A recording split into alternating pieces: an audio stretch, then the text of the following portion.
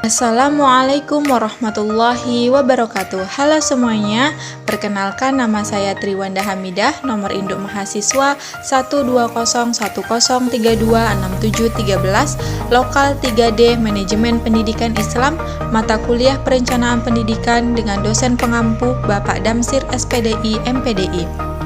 Pada kesempatan kali ini, saya akan membahas tentang materi aspek-aspek penting dalam perencanaan pendidikan. Sebelum saya membahas tentang aspek-aspek perencanaan pendidikan, saya akan menjelaskan apa itu perencanaan pendidikan. Menurut saya, perencanaan pendidikan adalah suatu proses sebagai landasan, tumpuan, dan dasar untuk memperkuat dan memperkokoh dalam dunia pendidikan, dan pastinya untuk mempersiapkan kegiatan di masa depan dalam bidang pembangunan pendidikan.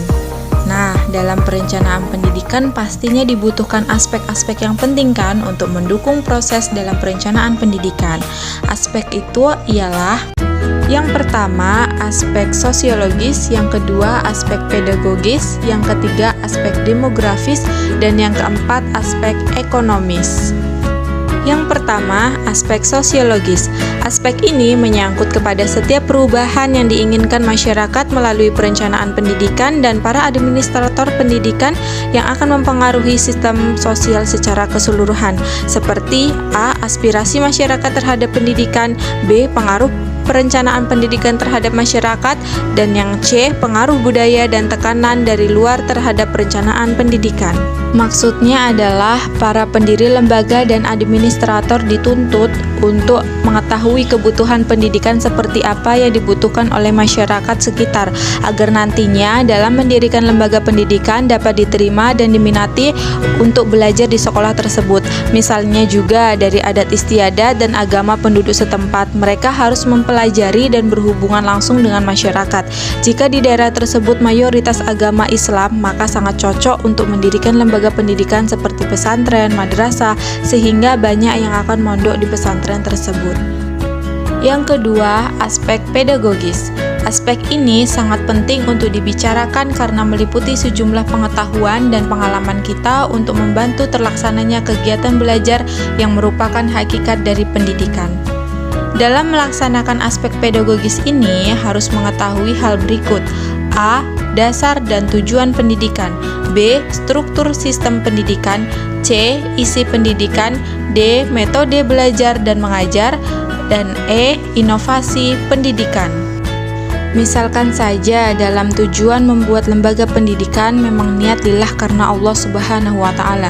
Tujuan kedua karena untuk mencerdaskan kehidupan bangsa dan mengembangkan manusia yang berilmu dan bertakwa terhadap Tuhan Yang Maha Esa, memiliki keterampilan dan pengetahuan, berbudi pekerti, sehat jasmani dan rohani, memiliki kepribadian yang mantap, mandiri, rasa tanggung jawab terhadap masyarakat, agama, bangsa, dan negara.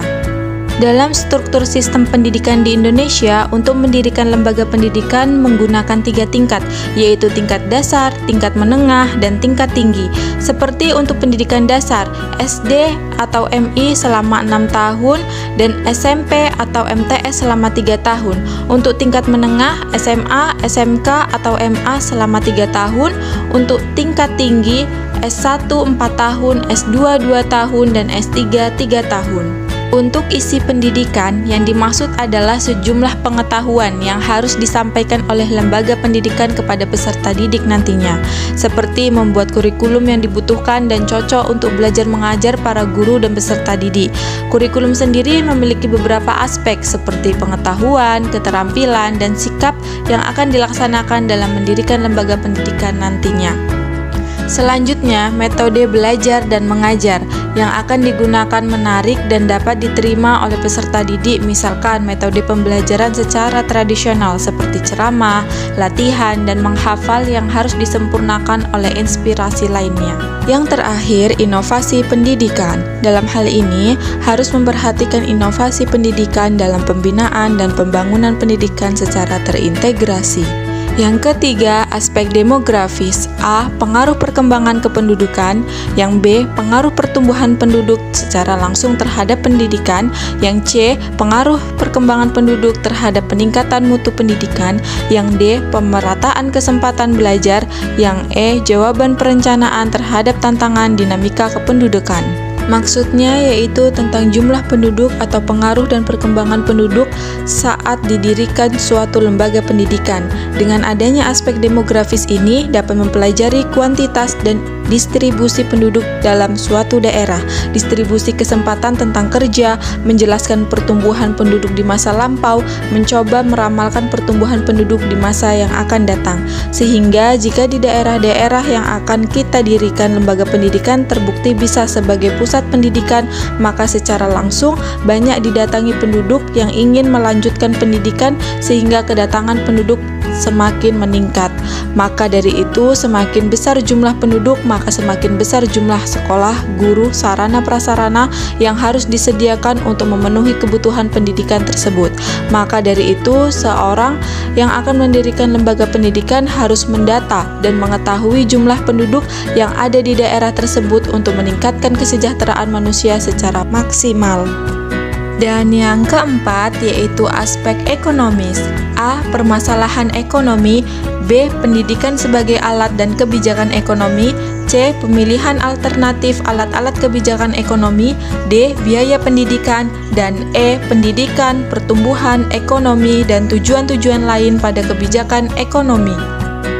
Maksudnya ialah untuk membangun dan mendirikan suatu lembaga pendidikan pasti membutuhkan biaya yang cukup besar dan banyak. Aspek ekonomis ini sangat penting dalam mendirikan suatu lembaga pendidikan berjalan dengan lancar. Contohnya saja, masyarakat yang mempunyai penghasilan kecil, mereka berupaya hasil dari pekerjaannya hanya untuk memenuhi kebutuhan sehari-hari. Untuk keluarga yang berpenghasilan menengah, mereka lebih terarah kepada pemenuhan kebutuhan sehari-hari seperti kebutuhan pokok yakni makan, pakaian, pendidikan, dan lain-lain. Sedangkan keluarga yang berpenghasilan tinggi, mereka akan memenuhi segala keinginan yang mereka inginkan, termasuk untuk menyekolahkan anak mereka ke jenjang yang lebih tinggi. Itulah contoh gambaran dinamika ekonomi masyarakat.